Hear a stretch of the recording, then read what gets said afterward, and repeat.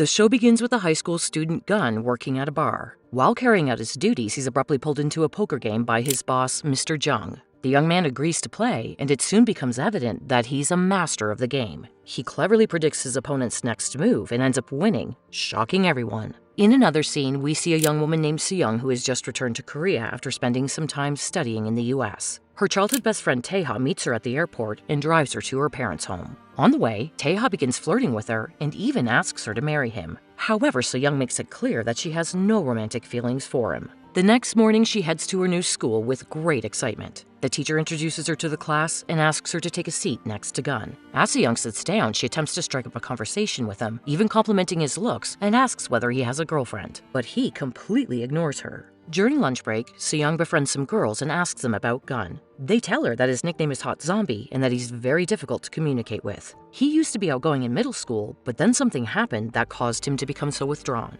They also reveal that his family is struggling financially, so Gun works multiple jobs at night. As a result, he doesn't have time to eat and frequently falls asleep in class. In the evening, Gun is working at a convenience store when he notices a couple of teenagers talking about gambling. He tries to advise them against wasting their money on such things, but the boys are offended and one of them grabs him by his neck and attempts to hit him. Right at that moment, Seyoung unexpectedly appears and uses her taekwondo skills to fight off these guys, causing them to run away. Seeing this, Gun is impressed, but he still remains cold towards her. Seyoung invites him to dinner knowing that he works hard and barely has time to eat. However, he immediately rejects her offer. She then asks him if she's attractive, but Gun doesn't respond and walks away. The next day at school, a bored Seyoung goes to the music room and starts playing the piano, which she turns out to be very good at. Right then, Gun shows up and is impressed by her music skills and starts showering her with compliments. This delights our heroine, and she happily follows him outside. She asks him to have lunch with her, but he again refuses. Seyoung states that he's gonna go through a growth spurt and he should eat more. But Gun teases her by saying that he's much taller than her and she should focus on her own growth.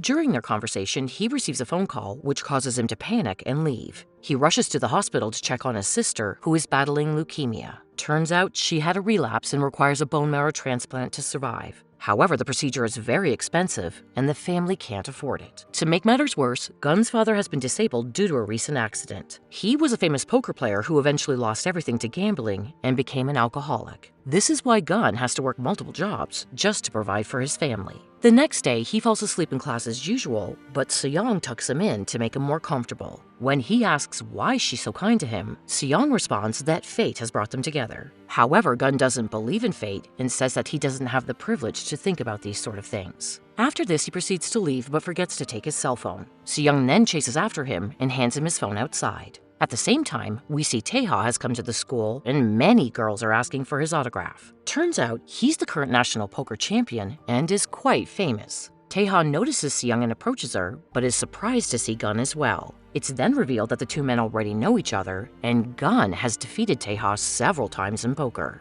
As a result, they have a long history of rivalry and hatred for each other. In the evening, Gun starts working at a new place, which is an illegal gambling club. He doesn't play, but works as an errand boy because the pay is higher than other jobs. Unfortunately, trouble arises on his first day when a difficult client accuses him of dealing him rigged cards. Gun tries to explain himself, but the man insults him and then brutally hits him. Meanwhile, Seyoung is walking down the road alone when she notices a group of teenagers robbing a drunk man. She quickly scares them away using her taekwondo skills and proceeds to help the man. Turns out, he's none other than Gun's father. Seyoung doesn't know it yet, and she decides to escort him home. Shortly after, Gun returns home with bruises all over his face. He's shocked to see Seyoung at the door and discovers that she helped his father. He then invites her in and thanks her for everything. Seyoung offers to take care of his injuries, and this time he accepts. While she's tending to his wounds, she can't help herself and kisses him. Seyoung immediately realizes her mistake and apologizes, but Gun responds by kissing her back. The next day, he takes her to his job at the bar and introduces her to Mr. Jung.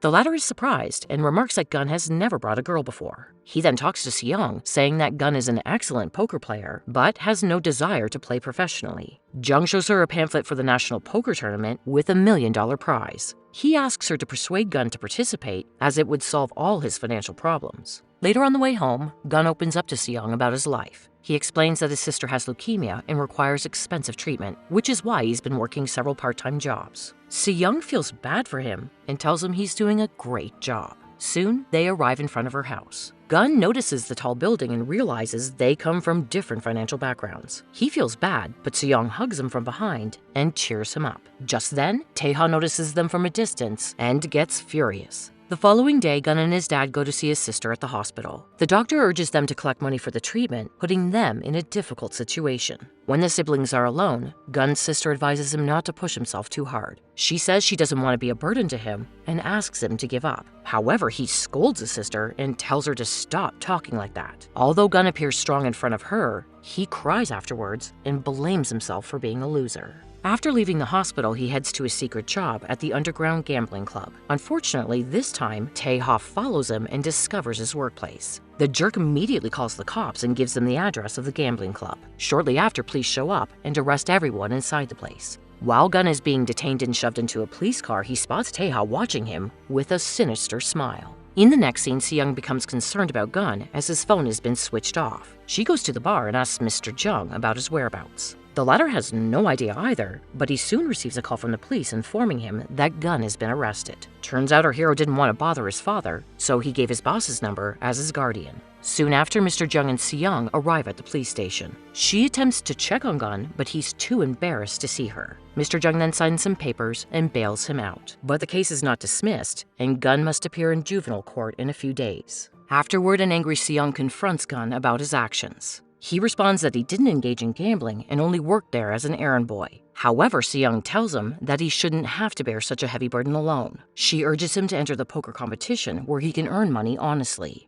Gunn hesitates because he doesn't want to end up like his father, who lost everything due to gambling. But she insists that he's not his father and asks him to think about it. Days later, Gunn appears in court, and it seems like he'll receive a harsh sentence. When the judge questions him, he explains that he was simply running errands for the players, fetching cigarettes and alcohol. He claims that he only did it to support his family and take care of his sick sister. He then assures the judge that he's learned his lesson and he will never set foot in such a place again. The judge sees his sincerity and decides to let him off easy this time. So as punishment, he gives Gunn a light sentence of 100 hours of community work. In the evening, our hero pays a visit to his sister in the hospital, and they have a heartfelt conversation. She asks him to enter the contest not for her treatment or to help the family, but for a better future for him. She then encourages him to live his own life and not let their family's problems hold him back. Gunn takes a few minutes to reflect on what someone else is suggesting. In the end, he decides to take the chance and enter the competition. The scene then shifts to tournament day where he shows up filled with excitement. His father, Mr. Jung, and Soo-young also arrive to show their support and wish him luck. She then hands him a cute keychain as a lucky charm, and the two embrace. Inside, Gunn runs into Tae-ha and urges him to play fairly, but the latter is enraged upon seeing the keychain. On the first day, many gamblers are eliminated, but Gunn and Tae-ha win their rounds and remain in the competition. Later that night, Gunn is exhausted and tries to talk to his friend before falling asleep. But someone knocks on the door, and it turns out to be Soo-young. She claims that she missed him a lot and wants to spend the night with him. Gunn happily agrees and starts kissing her passionately, but soon he stops and says he needs to focus on tomorrow's game. The two then fall asleep, hugging each other.